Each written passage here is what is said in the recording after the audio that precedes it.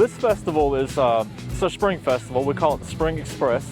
And our car show is going on with this today. We started this last night, actually. We had a concert here last night with Jukebox 45. Some of the vendors were here, had a great time. I think we'll have a good day. We don't charge any fee to bring your car and show it off. We figure if you got a car and want to show it, you shouldn't have to pay to show it, you know. It brings a lot of people into Ivor that's going to buy something at the stores, we hope, and they will.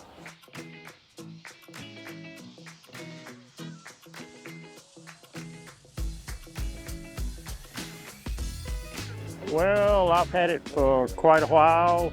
I did all the restoration myself. It's a '59 Corvette. It's a 4-speed. It has a 327 engine in it. It's non-original on that, but I tried to put it back as original as I could. Good location, friendly people. It's a good show.